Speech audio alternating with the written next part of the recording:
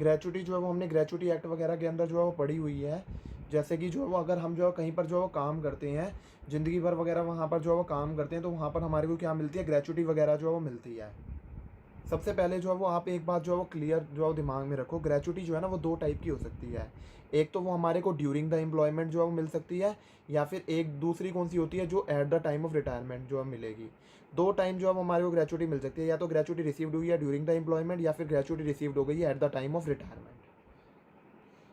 अब आ जाता है इसका मतलब क्या है कि during the employment gratuity received हुई है, मतलब आपका एम्प्लॉयमेंट भी चल रहा है एंड आपको ग्रेचुटी भी मिल गई है, उसे क्या बोला जाता है, ग्रेचुटी जो भी रिसीव्ड हो गई है ड्यूरिंग द एम्प्लॉयमेंट। मतलब आपका एम्प्लॉयमेंट भी चल रहा है एंड आपको ग्रेचुटी भी जो है वो रिसीव्ड हो जाती है, तो उसे क्या बोला जाता है, gratuity received during the employment. आपको हमेशा ध्यान में रखना है, जो भी ग्रेचुटी जो भी एम्प्लॉयमेंट के टाइम पे जो है वो रिसीव्ड होगी, वो हमेशा फुली टैक्सेबल होती है। वो क्या होती है, वो फुली टैक्सेबल होती है। तो जो भी ग्रेचुटी जो भी रिसीव्ड हो रही है ड्यूरिंग द एम्प्लॉयमेंट, वो फुली टैक्सेबल होती है। तो जो भी ग्रेचुटी जो भी एम्प्लॉयमेंट के टाइम पे रिसीव हुई है, वो फुली टैक्सेबल होती है सारे के सारे एम्प्लॉयज़ के लिए। तो वो सारे के सारे एम्प्लॉयज़ के लिए पूरी की पूरी टैक्सेबल होती है। हमारा सवाल जो है वो आ जाता है, लेकिन अगर कोई ग्रेचुटी जो है वो हमारे को at the time of retirement मिली है, तो उस केस के अंदर क्या होगा। ग्रेचुटी जो भी रिसीव्ड हुई है ड्यूरिंग द एम्प्लॉयमेंट, वो तो हमें समझ में आ गया। अगर हमारे को जॉब भी चल रही है एंड हमारे को ग्रेचुटी भी मिल गई है, तो वो केस में जो ग्रेचुटी जो हमारे को मिलेगी, वो फुली टैक्सेबल होगी सारे के सारे एम्प्लॉयज़ के लिए, चाहे वो गवर्नमेंट एम्प्लॉई है चाहे वो नॉन गवर्नमेंट एम्प्लॉयज़ है, फ़र्क नहीं पड़ता। दोनों के दोनों केसेस के अंदर फुली टैक्सेबल हो जाएगी। लेकिन हमारे को जो है वो अब क्या सीखना है कि ग्रेचुटी अगर हमारे को कोई रिटायरमेंट के टाइम पे कोई ग्रेचुटी मिली है, तो उस केस के अंदर क्या किया जाएगा। तो समझते हैं, बहुत ध्यान से जो है वो आप समझना कि अगर कोई ग्रेचुटी जो है वो हमारे को at the time of retirement मिली है, तो क्या होगा। अगर मान लो जो ग्रेचुटी जो हमारे को रिटायरमेंट के टाइम पे मिलती है, उसके दो पार्ट हो जाते हैं। एक तो हो जाता है गवर्नमेंट एम्प्लॉई एंड एक आ जाता है अदर एम्प्लॉई। अगर गवर्नमेंट एम्प्लॉई को जो है वो रिटायरमेंट के टाइम पे जो है वो ग्रेचुटी मिल रही है, तो वो फुली एग्जाम्ड हो जाती है। तो वो पूरी की पूरी एग्जाम्ड हो जाती है, 100% जो है वो क्या हो जाती है, वो एग्जाम्ड हो जाती है। तो कोई ग्रेचुटी जो कि अगर रिटायरमेंट के टाइम पे मिल रही है एंड अगर गवर्नमेंट एम्प्लॉय को मिलेगी, तो वो क्या हो जाती है, वो फुली एग्जाम्ड होती है। अब समझ के चलो, अगर मान लो वो अदर एम्प्लॉई है, अदर एम्प्लॉई के भी फर्दर दो टाइप आ जाते हैं, या तो वो पोगा एम्प्लॉई है, या तो वो जो है वो नॉन पोगा एम्प्लॉई है। हमारे दिमाग में क्वेश्चन अराइज होता है कि ये पोगा एम्प्लॉई जो है वो क्या होता है। हमारे दिमाग में अब क्वेश्चन क्या अराइज होता है, ये पोगा एम्प्लॉयज़ का मतलब क्या होता है। पोगा एम्प्लॉई का मतलब है ऐसा एम्प्लॉई जिसके ऊपर पेमेंट ऑफ ग्रेचुटी एक्ट जो है वो एप्लीकेबल होता है। तो पोगा एम्प्लॉई का मतलब है जिसके ऊपर पेमेंट ऑफ ग्रेचुटी एक्ट जो है वो एप्लीकेबल होता है, उसे पोगा एम्प्लॉई बोलते हैं। पेमेंट ऑफ ग्रेचुटी एक्ट वाला employee and non payment of gratuity act वाला एम्प्लॉई। जो है वो अभी तक जो रिकॉल कर लेते हैं। देखो, अगर कोई गवर्नमेंट एम्प्लॉई को जो भी ग्रेचुटी मिलेगी रिटायरमेंट पर, वो एग्जाम्ड होगी पूरी की पूरी अंडर सेक्शन नंबर 10(10) के अंदर वो फुली एग्जाम्ड हो जाएंगी। सिंस गवर्नमेंट एम्प्लॉयज़ जो है वो दामाद वगैरह होती हैं, तो वो फुली एग्जाम्ड हो जाती है। लेकिन अगर मैं मान के चलूँ, अदर एम्प्लॉय की मैं बात करते हुए चलूँ, तो जो पोगा एम्प्लॉय की होगी और जो है वो नॉन पोगा एम्प्लॉई होगी, ये दो टाइप के अंदर जो कैटेगराइजेशन जो है वो करा गया है। सिर्फ एक बात जो है वो आप समझ के चलो, जो पोगा एम्प्लॉई होगा ना, जिसके ऊपर पेमेंट ऑफ ग्रेचुटी एक्ट जो है वो एप्लीकेबल हो रहा है, उसके अंदर भी जो है वो एग्जाम्पशन जो है वो मिलेगी। अब ये समझ के चलते हैं एग्जाम्पशन जो है वो कितनी मिलेगी। अब हमारे को क्या समझना है कि हमारे को एग्जाम्पशन तो मिलेगी, लेकिन कितनी एग्जाम्पशन जो है वो मिलेगी, वो हमारे को जो है वो समझ के चलना है। तो बेसिकली कैसे मिलेगा, 15/26, मतलब एक तरह से आप ये बोल लो हाफ मंथ अप्रोक्सीमेटली, मतलब जो है वो हाफ मंथ इंटू में जो है वो हम करेंगे सैलरी, पर मंथ की सैलरी को जो है वो मल्टीप्लाई कर देंगे एंड हम उसे मल्टीप्लाई कर देंगे number of years of completion of service. Multiply किससे कर देंगे, number of years of completion of service से मल्टीप्लाई कर देंगे। दूसरा, जितना हमारे को एक्चुअल अमाउंट जो है वो रिसीव्ड हुआ है वो लिख लो। तीसरा, हमारे पास में मैक्सिमम 20 लाख रुपए। तीनों में से जो भी लोअर होगा, तीनों में से जो भी लोअर फिगर आएगी, उतना जो है वो क्या हो जाएगा, उतना अमाउंट जो है वो एग्जाम्प्ट हो जाएगा, जो है वो ग्रेचुटी का जो भी रिटायरमेंट के टाइम पे मिली है पोगा एम्प्लॉय को, वो उतना अमाउंट जो है वो क्या हो जाएगा, उतना अमाउंट जो है वो एग्जाम्प्ट हो जाएगा, उतना अमाउंट जो है वो एग्जाम्प्ट हो जाएगा। ये क्या है, ये जो है डाउनफॉल का मतलब यहाँ पर ये है विच एवर इज़ लोअर। देखो, ऊपर का साइन का मतलब क्या होता है, हायर, लेकिन अगर ये नीचे का साइन मैंने कहीं लिखा है, इसका मतलब है विच एवर इज़ लोअर। तो 15/26 इंटू में सैलरी पर मंथ इंटू में number of years of completion of service, and यहाँ पर जो है वो राउंडिंग ऑफ जो है वो अलाउड होता है। एंड फिर हम जो है वो एक जगह ये लिख लो कि एक्चुअल अमाउंट कितना रिसीव्ड हुआ है, एंड थर्ड जो है वो ये लिख लो कि मैक्सिमम जो है वो 20 लाख रुपए। तीनों में से जो भी लोअर होगा, उतना जो है वो अमाउंट एग्जाम्प्ट हो जाएगा जो पोगा एम्प्लॉय को मिला है। पोगा एम्प्लॉय का मतलब है वो एम्प्लॉय जो कि कहाँ पर कवर्ड है, पेमेंट ऑफ ग्रेचुटी एक्ट के अंदर जो है वो कवर्ड है। तो ऐसा एम्प्लॉय जो कि पेमेंट ऑफ ग्रेचुटी एक्ट के अंदर कवर है, वो जो है वो उसका इतना अमाउंट जो है वो क्या हो जाएगा, एग्जाम्प्ट हो जाता है। सो जो भी पैसा जो है जो है वो अदर एम्प्लॉयज़ के अंदर जो पोगा एम्प्लॉय को जो भी पैसा जो है वो मिल रहा है, उसके जो भी ग्रेचुटी जो मिल रही है रिटायरमेंट के टाइम पर, वो एग्जाम्प्ट होती है। लेकिन कितनी जो है वो एग्जाम्प्ट होती है, उसकी कैलकुलेशन जो है वो करी जाती है। ये हमने जो कैलकुलेशन जो है वो सीखी है 15/26। यहाँ पर आप जो है वो ये 15 और 26 को ऐसे याद रख सकते हो, 15 अगस्त और 26 जनवरी।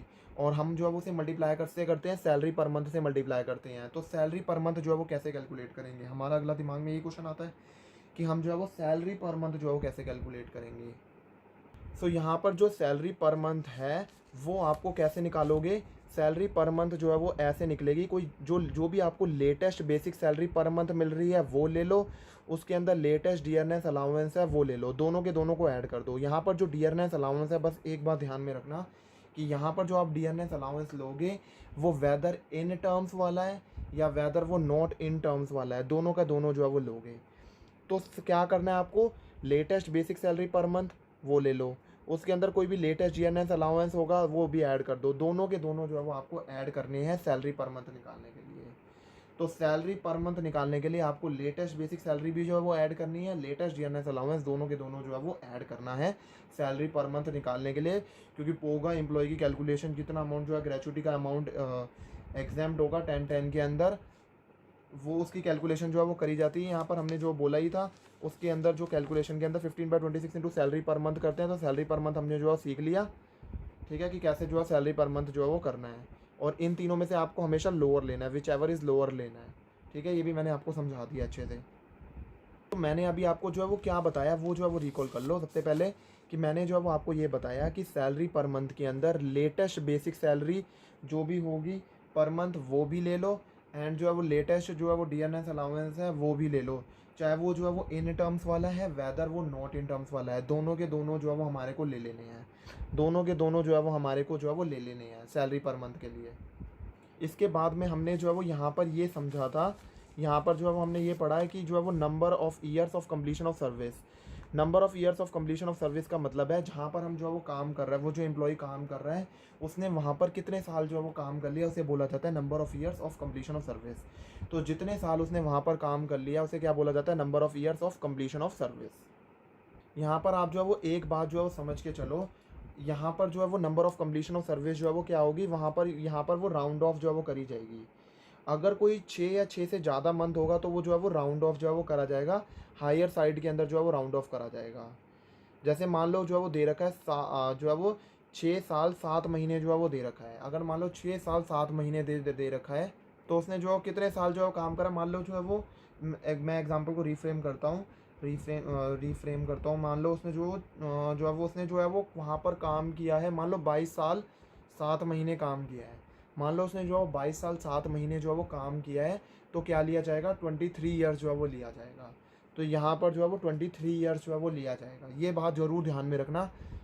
अक्सर जो है वो क्या करते हैं, जो है वो गलती क्या हो जाती है, यहाँ पर हम राउंडेड ऑफ जो है वो नहीं करते हैं, तो वो गलती हो जाती है, वो गलती नहीं करनी। अब मान के चलो 22 साल और जो है वो 22 साल और जो है वो 2 महीने दे रखा है, तो क्या लेंगे, 22 ईयर्स ही जो है वो लेंगे। अच्छा एक बात जो है समझ के चलो, अगर मान लो सिर्फ 22 ईयर्स 6 मंथ भी दे रखा है ना, तब भी आपको 22 ईयर्स ही लेना है। तो 6 महीने या 6 महीने से कम होगा तो लोअर राउंड ऑफ हो जाएगा। मैंने अभी जो है जस्ट जो है ना फ्लो में थोड़ा सा मेरे से जो है वो गलती हो गई कि मैंने जो है वो ये बोल दिया था कि 6 मंथ और मोर जो है वो यहाँ पर राउंड ऑफ नहीं होता, ओनली अगर 6 महीने से एक भी ज़्यादा होगा तो जाके वो हायर के अंदर राउंड ऑफ होगा। लेकिन अगर 6 महीने या 6 महीने से कम होगा तो वो जो है वो लोअर साइड के अंदर जो है वो राउंड ऑफ कर दिया जाएगा। तो अगर मान लो 22 साल 6 महीने उसने काम किया है, उस एम्प्लॉय ने उतने साल जो है वो वहाँ पर कंप्लीट करे हैं, तो कितने साल जो है माने जाएंगे, 22 साल ही माने जाएंगे। लेकिन अगर मान लो 22 साल वो जो है वो उसने 6 महीने 1 दिन जो है वो काम करा, तो वो कितने जो है माना जाएगा, वहाँ पर वो हायर साइड के अंदर राउंड ऑफ हो जाएगा और वो 23 साल बन जाएगा। सो मैंने जो है वो आपको क्या बताया, समराइज़ करूँ तो मैं कि अगर कोई भी ग्रेचुटी जो कि रिटायरमेंट के टाइम पे मिलेगी, अगर वो गवर्नमेंट एम्प्लॉय को मिलेगी तो वो पूरी एग्जाम्प्ट हो जाएगी। अगर वो अदर एम्प्लॉयज़ को मिलेगी एंड अगर वो जो है वो अदर एम्प्लॉय जो है वो कौन है, पोगा एम्प्लॉय है, जो कि पेमेंट ऑफ ग्रेचुटी एक्ट के अंदर जो है वो कवर है, पेमेंट ऑफ ग्रेचुटी एक्ट 1972 के अंदर, तो कितना अमाउंट जो है वो एग्जाम्प्ट हो जाएगा, इसमें से जो भी लोअर होगा वो एग्जाम्प्ट हो जाएगा। सबसे पहले आप क्या करो, 15/26 को मल्टीप्लाई कर दो सैलरी पर मंथ से, उसको मल्टीप्लाई कर दो, मतलब सैलरी कौन सी लेटेस्ट सैलरी लेंगे, number of years of completion of service, और जो है वो इसे क्या करेंगे, राउंड ऑफ करेंगे। एंड दूसरा जो है वो आप ले लो एक्चुअल अमाउंट जो भी रिसीव्ड हो रहा है, एंड तीसरा आप जो है वो मैक्सिमम 20 लाख जो है वो ले लो। तीनों में से जो भी लोअर आ रहा होगा उतना अमाउंट जो है वो एग्जाम्प्ट हो जाएगा, अंडर सेक्शन 1010 के अंदर उतना अमाउंट एग्जाम्प्ट हो जाएगा। अब सवाल उठता है, अगर मान लो नॉन पोगा एम्प्लॉई है, मतलब ऐसा एम्प्लॉई है जो पेमेंट ऑफ ग्रेचुटी एक्ट के अंदर जो है वो कवर नहीं है, तो उस केस के अंदर कितना अमाउंट जो है वो, क्या उसके अंदर कोई एग्जाम्पशन मिलेगी 1010 के अंदर? हाँ, उस केस के अंदर भी जो है वो एग्जाम्पशन जो है वो मिलती है 1010 के अंदर। उस केस के अंदर जो है कितनी एग्जाम्पशन जो है वो मिलती है वो समझने की कोशिश करना आप। ये जो है वो इसके अंदर भी विच एवर इज लोअर मिलती है तीनों में से, वो जो है वो समझो कैसे मिलती है। सबसे पहले आपको क्या करना पड़ेगा, हाफ 1/2 या फिर जो है वो हाफ को मल्टीप्लाई कर दो एवरेज सैलरी पर मंथ से, मल्टीप्लाई कर दो number of years of completion of service से, मल्टीप्लाई कर दो number of years of completion of service से। एंड यहाँ पर भी जो number of years of completion of service है, यहाँ पर जो है वो यहाँ पर भी नहीं, यहाँ पर जो है वो राउंड ऑफ अलाउड नहीं होता। यहाँ पर राउंड ऑफ अलाउड हो जाता है, लेकिन यहाँ पर राउंडिंग ऑफ जो है वो अलाउड नहीं होता। अब यहाँ पर जो है वो एवरेज सैलरी पर मंथ दे रखा है, क्वेश्चन जो है वो दिमाग में आता है, यहाँ पर जो एवरेज सैलरी पर मंथ है उसका मतलब क्या है? इसका मतलब है यहाँ पर कि बेसिक सैलरी जो है वो ले लेंगे पूरी, एंड जो डियरनेस अलाउंस लेंगे, कौन सा जो है वो डियरनेस अलाउंस जो है वो लेंगे, यहाँ पर डीए जो है वो लेंगे, ओनली जो है वो इन टर्म्स वाला जो है वो डीए लेंगे। यहाँ पर जो लिया जाएगा डीए वो ओनली इन टर्म्स वाला जो है वो डीए लिया जाएगा। एंड जो है वो टर्नओवर कमीशन जो है वो लेंगे, और जो है वो ये जो डीए जो इन टर्म्स वाला है या फिर जो टर्नओवर कमीशन है, इसका जो है वो जो लास्ट के 10 महीने के अंदर मिला है उसका जो है वो हम एवरेज कर देंगे। तो एवरेज कर देंगे हम जो लास्ट के 10 महीनों वाला है, चाहे वो डीए इन टर्म्स वाला है, और जो है वो टर्नओवर जो वो कमीशन वाला टर्नओवर कमीशन है उसका जो है वो लास्ट के 10 महीने वाला है, उसका एवरेज कर देंगे, वो लेंगे। और जो बेसिक सैलरी है वो भी जो है वो लास्ट के जो है वो 10 महीने के अंदर जो मिली है उसका जो है वो क्या कर देंगे, एवरेज जो है वो कर देंगे, और जो टोटल करेंगे तो वो एवरेज सैलरी पर मंथ की आ जाएगी। बट इसमें आप जो है वो बस एक बात ज़रूर ध्यान में रखना, ये गलती मत करना, कई बच्चे जो है वो इस गलती कर जो है वो कर जाते हैं कि इसके अंदर जो है वो आप वो वाला मंथ मत लेना जिस मंथ में जो है वो हमने रिटायरमेंट हुआ है, हमारा रिटायरमेंट हुआ है, वो मंथ नहीं लेना है। तो जिस मंथ में रिटायरमेंट हुआ है वो वाला मंथ जो है वो नहीं लेना है, तो इसके अंदर वो मंथ इंक्लूड नहीं होगा जिस मंथ में जो है वो रिटायरमेंट हुआ है। तो जिस मंथ में जो है वो रिटायरमेंट हुआ है वो मंथ जो है वो नहीं लिया जाएगा। तो हम क्या करेंगे, मैं जो है वो आपको दोबारा से रिकॉल करा देता हूँ। हम जो है सबसे पहले जो बेसिक सैलरी का जो है वो एवरेज करेंगे, लास्ट 10 महीनों की जो है वो, जो लास्ट के 10 महीने हैं उसकी बेसिक सैलरी का एवरेज कर देंगे। जो डियरनेस अलाउंस जो कि इन टर्म्स वाली है उस जो लास्ट 10 महीनों की है उसका एवरेज कर देंगे। टर्नओवर कमीशन जो है वो लास्ट के 10 महीनों का है वो उसका एवरेज कर देंगे, और जो भी टोटल आएगा वो हमारा जो है वो एवरेज सैलरी पर मंथ बन जाएगा। दूसरा इसके अंदर जो है वो क्या था, दूसरा जो है वो इसके अंदर यहाँ पर ये था कि number of year of completion of service है, और यहाँ पर number of years of completion of service के अंदर अगर कोई फ्रैक्शन है तो उसे इग्नोर करना है। तो कोई भी फ्रैक्शन होगी तो उसे क्या करना है, इग्नोर करना है। फ्रैक्शन जो है वो कोई भी आएगी तो फ्रैक्शन को क्या करना है, इग्नोर कर देना है। ये जो number of years of completion of service है इसमें। अब मान के चलो जो है वो क्वेश्चन में जो है वो दे रखा है 22 ईयर्स 10 मंथ जो है वो दे रखा है, 22 ईयर्स 10 मंथ जो है वो दे रखा है, तब भी आपको जो है वो क्या करना है, तब भी आपको राउंड ऑफ नहीं करना है, तब भी आपको जो है वो 22 ईयर्स ही लेना है। वैसे तो होना चाहिए 23 ईयर्स, बट आपको तब भी राउंड ऑफ नहीं करना है, ओनली क्या लेना है, 22 ईयर्स ही लेना है। ठीक है, यहाँ पर राउंड ऑफ नॉट अलाउड को जो है वो आप मिस इंटरप्रिटेट मत कर लेना कि जो है वो आपको फ्रैक्शन भी जो है वो लेना है। फ्रैक्शन को तो आपको लेना ही नहीं है, फ्रैक्शन को तो आपको बिल्कुल ही छोड़ देना है। यहाँ पर हमारे को नंबर ऑफ़ ईयर्स जो है वो चाहिए, तो आप ये मत कर देना 22 ईयर्स और 11 मंथ है तो उसको जो है पॉइंट्स में कुछ लिख रहे हो, नहीं, हमारे को चाहिए तो यहाँ पर ईयर्स ही। और लेकिन जो है वो हम पोगा एम्प्लॉय के अंदर क्या करते थे, जो मंथ्स होते थे उसके बेसिस पर हम जो ईयर्स को राउंड ऑफ कर देते थे। ठीक है, बट यहाँ पर हम जो मंथ है मंथ के बेसिस पर ईयर को राउंड ऑफ नहीं करेंगे, ओनली ईयर्स ले लेंगे। 22 ईयर्स 10 मंथ दे रखा है, 22 ईयर्स ले लो। 22 ईयर्स 11 मंथ दे रखा है, तब भी 22 ईयर्स ले लो, वो 23 ईयर्स नहीं बनेगा। लेकिन पोगा एम्प्लॉय में क्या होता था, 6 महीनों से एक दिन भी ज़्यादा होता था तो हम उसे हायर ईयर के अंदर राउंड ऑफ कर देते थे। हायर साइड पे राउंड ऑफ कर देते थे, लेकिन नॉन पोगा एम्प्लॉय के अंदर ऐसा नहीं होता है। दूसरा हम लेंगे एक्चुअल अमाउंट जो भी रिसीव्ड हुआ है, और तीसरा मैक्सिमम 20 लाख रुपए, विच एवर इज़ लोअर, उतना अमाउंट जो है वो क्या हो जाएगा, एग्जाम्प्ट हो जाएगा नॉन पोगा एम्प्लॉय का 10-10 के अंदर। मतलब ऐसा एम्प्लॉय जो कि जो है वो पेमेंट ऑफ ग्रेचुटी एक्ट के अंदर कवर नहीं है, उसकी कैलकुलेशन के अंदर इतना अमाउंट जो है वो एग्जाम्प्ट करा जाएगा। 3 चीज़ें ली जाएंगी एंड उतना अमाउंट जो है वो क्या कर दिया जाएगा, एग्जाम्प्ट कर दिया जाएगा।